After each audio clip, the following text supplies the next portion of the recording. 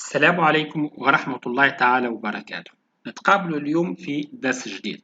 اخترت لكم اليوم درس النفي لا نيغاسيون، الجملة المنفية. النفي أنواع. اخترت لكم عند اليوم النفي بلا ولا، لا نيغاسيون ني. دفترنا معنا، أقلامنا معنا، ونتوكل على الله. الجملة الأولى: Mes grands-parents ne savaient pas lire et ils ne savaient pas écrire. Mes grands-parents ne savaient pas lire et ils ne savaient pas écrire. Mes grands-parents جدايا أو جدي وجدتي. جدايا لم يكونا يعرفان القراءة ولم يكونا يعرفان الكتابة. لاحظ هنا عندي جملتين. الجملة المنفية الأولى: Mes grands-parents ne savaient pas lire. جدايا لم يكونا يعرفان القراءة. الجملة المنفية الثانية: Et ils ne savaient pas écrire. ولم يكونا يعرفان الكتابة. التركيب هنا ثقيل شوية، حتى مش جميل حتى على السمع. في طريقة أخرى نستعمل فيها النفي ني وفي جملة واحدة. شوفوا مع بعضنا. Mes grands-parents ne savaient ni lire ni écrire. Mes grands-parents ne savaient ni lire ni écrire. جدايا أو جدي وجدتي كما تريدون لم يكونا يعرفان لا القراءة ولا الكتابة. لاحظ هنا اللي ني جاونا في وسط الجملة، في وسط الجملة. لماذا؟ نرجع للجملة الأولى. Mes grands-parents ne savaient pas lire. جدي وجدتي لم يكونا يعرفان القراءة. في اللغة العربية تعرف كلمة القراءة مفعول به. ولم يكونا يعرفان الكتابة. الكتابة كذلك تعرف مفعول به. المقابل للمفعول به في الفرنسية le complément d'objet direct. le complément d'objet direct. لأسباب هذايا ني وني جاءت في وسط الجملة. طب بعد نفهم أكثر. الجملة الثانية: Je ne parle pas l'allemand et je ne parle pas l'italien. Je ne parle pas l'allemand et je ne parle pas l'italien. أنا لا أتكلم الألمانية ولا أتكلم الإيطالية. هنا عندي جملتين. جملة النفي الأولى: أنا لا أتكلم الألمانية. جملة النفي الثانية: أنا لا أتكلم الإيطالية. سأدمج هاتين الجملتين في نفي واحد. ماذا أقول؟ Je ne parle ni l'allemand ni l'italien.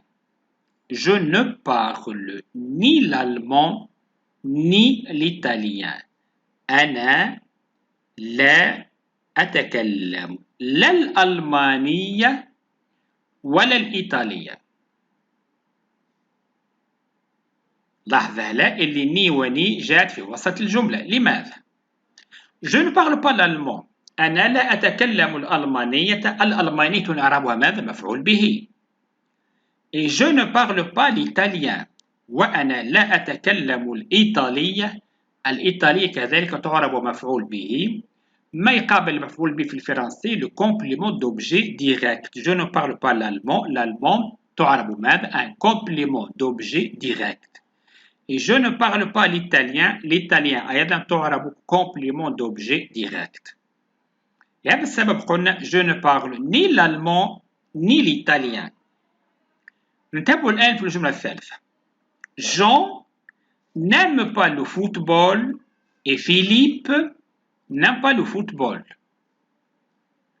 Jean n'aime pas le football et Philippe n'aiment pas le football. Jean لا يحب كرة القدم وفيليب لا يحب كرة القدم. هنا النفي يتعلق بمن؟ يتعلق بجون وبفيليب. أنا أنفي حب كرة القدم عن جون وعن فيليب. إذن جون هنا يعرف ماذا؟ في اللغة العربية فاعل. من الذي لا يحب كرة القدم؟ في الجملة الأولى جون فاعل. ومن الذي لا يحب كرة القدم في الجملة الثانية؟ فيليب. الفاعل اللغة الفرنسية يقابله ماذا؟ le sujet. le sujet. ماذا أقول هنا؟ ni Jean ni Philippe aiment le football. Ni Jean ni Philippe aiment le football. لا Jean ولا فيليب يحبان كرة القدم.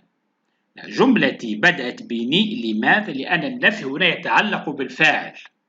Ni Jean ni Philippe aiment le football. مثال الرابع Nous n'avons pas visité Paris et nous n'avons pas visité Marseille. Nous n'avons pas visité Paris et nous n'avons pas visité Marseille. نحن لم نزر باريس ونحن لم نزر مرسيليا. باريس تعرب مفعول به ومرسيليا تعرب كذلك مفعول به. Nous n'avons pas visité Paris. Paris هنا تعرب un complément d'objet direct. Marseille نفس الشيء تعرب un complément d'objet direct. لاحظ هنا اللي ني وني سنجد أين في وسط الجملة. Nous n'avons visité ni Paris ni Marseille. Nous n'avons visité ni Paris ni Marseille. نحن لم نزر لا باريس ولا مرسيليا. المثال الخامس Vous n'avez pas de chat et vous n'avez pas de chien. Vous n'avez pas de chat et vous n'avez pas de chien. هنا vous في اللغة الفرنسية تعني أنت أو أنت أو أنتما أو أنتم أو أنتن. الضمائر أنت أنت أنتما أنتم أنتن يتجمعوا في الفرنسية في ضمير واحد هو vous. نستعمل vous مع أنت ومع أنت عندما يتعلق الأمر بمخاطبة شخص أحترمه جيدا. فأنا مثلا عندما أتكلم مع أستاذي لا أقول له أنت وإنما أقول له أنتم. فvou تستعمل في اللغة الفرنسية مع أنتم وأنت وأنتن ومع أنت أو أنت إذا كان الشخص الذي أتحدث معه شخصا مهما جدا أو محترما جدا بالنسبة إليه. لكن إذا كنت أتحدث مع صديقي أو مع أخي أو مع أختي أقول لها tu. إذن أعود Vous n'avez pas de chat et vous n'avez pas de chien. أنتم لا تملكون قطة. une chat يعني قطة. وأنتم لا تملكون كلبا أو أنتم ليس لديكم قطة وليس لديكم كلبا. ماذا أقول؟ Vous n'avez ni chat ni chien. Vous n'avez ni chat ni chien. أنتم لا تملكون أو ليس لديكم لا قطة ولا كلبا. المثال السادس Martine n'est pas malade et Alain n'est pas malade. Martine n'est pas malade et Alain n'est pas malade. Martine ليست مريضة وألان ليس مريضا. هنا نفينا المرض عن مارتين فاعل وعن ألان فاعل. ماذا أقول؟ ni Martine ni Alain sont malades. Ni Martine ni Alain sont malades. لا مارتين ولا ألان مرضى. مثال السابع Ils n'ont pas une ferme à la campagne et ils n'ont pas une maison au bord de la plage. Ils n'ont pas une ferme à la campagne et ils n'ont pas une maison au bord de la plage. هم ليس لديهم ضيعة في الريف وهم ليس لديهم بيتا أو دارا على شاطئ البحر. ماذا أقول؟ Ils n'ont ni de ferme à la campagne, ni de maison au bord de la plage. Ils n'ont ni de ferme à la campagne, ni de maison au bord de la plage. هم ليس عندهم لا مزرعة أو لا ضيعة في الريف ولا بيتا أو ولا دارا على شاطئ البحر. لاحظوا هنا ني جاء أين في وسط الجملة. لماذا؟ لأن الأمر يتعلق بمفعول به ولا يتعلق بفاعل. المثال الموالي: Je ne souffre pas à la gorge et je ne souffre pas à la tête. Je ne souffre pas à la gorge et je ne souffre pas à la tête. أنا لا أشتكي في الحلق ولا أشتكي في الرأس. ليس عندي آلام لا في الحلق ولا في الرأس. Je ne souffre pas à la gorge. أنا je يعني أنا أو je يعني أنا je ne souffre pas à la gorge. أنا لا أشتكي من شيء في الحلق ولا أشتكي من شيء في الرأس. ماذا أقول؟ Je ne souffre ni à la gorge ni à la tête. Je ne souffre ni à la gorge ni à la tête. أنا لا أشتكي لا في الحلق ولا في الرأس. الجملة الموالية: Je ne préfère pas regarder les films romantiques et je ne préfère pas regarder les films historiques. Je ne préfère pas regarder les films romantiques et je ne préfère pas regarder les films historiques.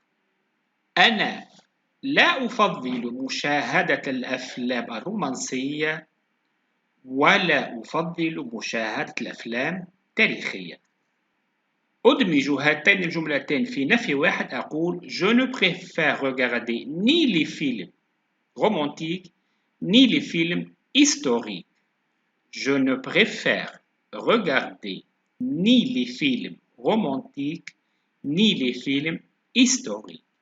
أنا لا أفضل مشاهدة لا الأفلام الرومانتيقية أو الرومانسية ولا الأفلام التاريخية.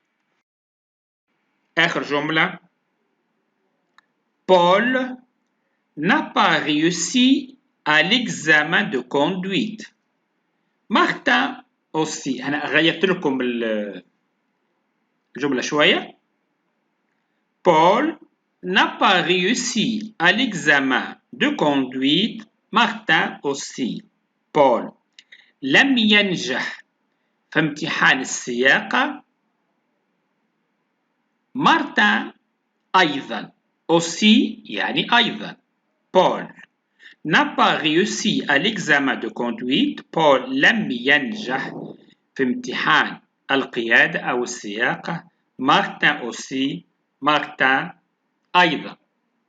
ماذا أقول؟ Ni Paul ni Martin ont réussi à l'examen de conduite. Ni Paul ni Martin ont réussi à l'examen de conduite. شوفوا هنا أو لاحظوا هنا اللي ني بدأت في أول الجملة أو النفي بدأ في أول الجملة. لماذا؟ لأن النفي هنا يتعلق بالفاعل.